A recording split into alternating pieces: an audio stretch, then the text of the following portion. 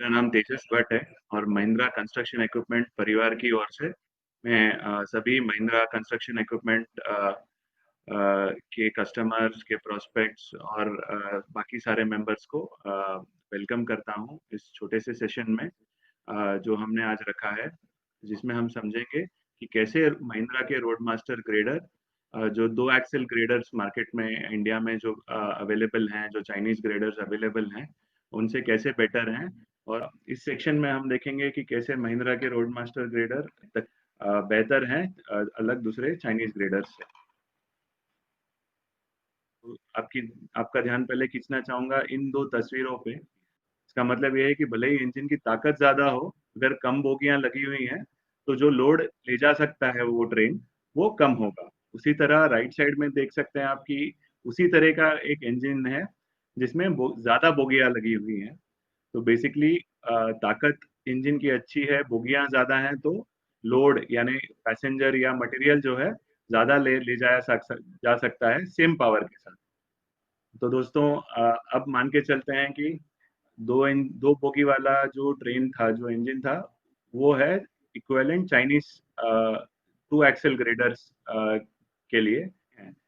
तो जब एक्सेल कम हो जाते हैं तो अच्छा और हेवी हॉर्स पावर का इंजन होने के बावजूद आपकी प्रोडक्टिविटी कम मिलेगी। उसी तरह से आप राइट साइड में देख सकते हैं जो महिंद्रा का रोड मास्टर ग्रेडर है, उसमें 3 एक्सेल लगे होते हैं। तो आपका इंजन की ताकत अच्छी है, आपके एक्सेल भी ज्यादा है, तो उतनी जो ताकत इंजन बनाती है उसके हिसाब से मटेरियल ठेलने की और स्प्रेडिंग और ग्रेडिंग करने की क्षमता भी रोड मास्टर ग्रेडर में बढ़ जाती है। दोस्तों अब आइए चलते हैं, समझते हैं अगले टेक्निकल डिफरेंस के बारे में। जो दो एक्सेल ग्रेडर आते हैं इसमें सिर्फ 4 ही टायर आते हैं। तो टायर कम लगे होने की वजह से इसमें ग्रिप कम मिलती है।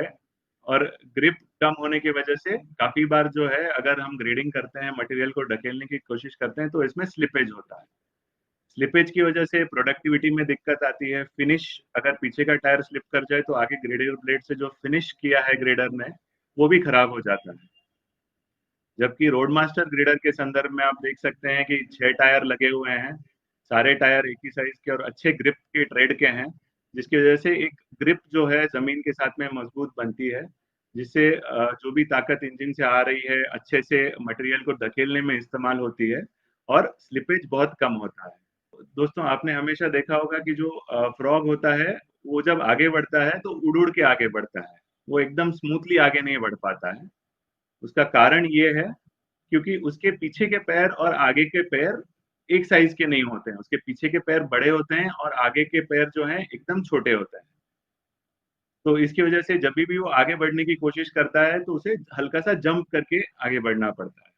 लेकिन वही चीज आप घोड़े की बात करें तो उनके चारों पैर एक ही साइज के होते हैं। तो उस केस में आप समझ सकते हैं कि वो जब आगे बढ़ता है तो एकदम स्मूथली, एकदम अच्छे से, एकदम सॉफ्ट तरीके से आगे बढ़ता है। अब यही चीज हम समझेंगे कैसे एप्लीकेबल होता है अपने ग्रेडर्स के कॉन्टेक्स्ट में। तो दोस्तों ये जो 2 एक्सेल ग्रेडर आते हैं, इनके पीछे के टायर आप देख सकते हैं आगे के टायर से बड़े होते हैं। तो पीछे के टायर आगे के टायर से बड़े होने की वजह से क्या होता है कि जब भी इस पे लोड आता है, जब भी हम मटेरियल ठेलने की कोशिश करते हैं और इंजन बहुत ज्यादा ताकत देता है, तो पीछे की, क्योंकि ये 4 व्हील ड्राइव नहीं है, क्योंकि इसमें सिर्फ पीछे के 2 पहियों में ही ताकत पहुंचती है, तो पीछे के टायर बहुत ज्यादा ताकत की वजह से उड़ने लगते हैं और आगे के टायर नीचे हो जाते हैं। इसकी वजह से जो फिनिश किया है वो भी खराब हो जाता है। जो ग्रेडिंग की स्मूथ फिनिश आनी चाहिए वो नहीं आ पाती है। जबकि रोड मास्टर के केस में दोस्तों आप देखेंगे कि सारे 6 के 6 टायर एक ही साइज के हैं, जिसकी वजह से क्या होता है कि जो ग्रिप है वो प्रॉपर रहता है और जो आगे मशीन चलती है मटेरियल को धकेलते हुए, वो स्मूथ चलती है। ये स्मूथ आगे चलने की वजह से जो आपकी ग्रेडिंग की फिनिश आती है वो बेहतरीन आती है।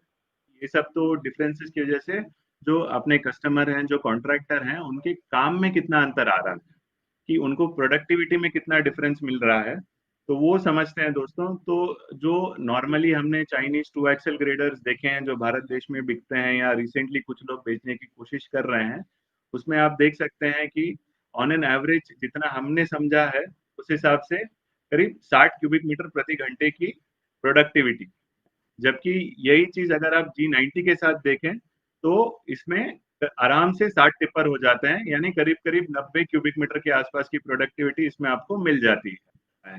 अगर कोई कॉन्ट्रैक्टर कोई चाइनीज 2XL ग्रेडर खरीदता है और वो उसके साथ में कोई रोड मास्टर खरीदता है, तो रोड मास्टर के इस्तेमाल से वो कितना फायदा कमा सकते हैं।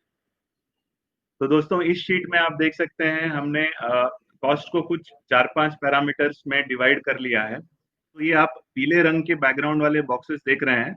अगर ऊपर के 4 बॉक्सेस हैं, यानी ईएमआई, डीजल का कीमत, मेंटेनेंस का खर्चा और ऑपरेटर का खर्चा, अगर हम ये चारों को जोड़ दें तो नीचे में हमें आ जाएगा टोटल मंथली कॉस्ट। तो दोस्तों आप देख सकते हैं कि total monthly cost road master के लिए करीब 2,74,000 रुपए के आसपास आता है। वही चीज अगर हम चाइनीज 2XL ग्रेडर के लिए निकालें, जिसका ईएमआई तो हालांकि 10,000 रुपए कम है महिंद्रा के मशीन से, लेकिन बाकी खर्चे जो हैं वो काफी ज्यादा हैं। तो आप तो टोटल जो खर्चा आता है 2,81,000 रुपए आता है दोस्तों।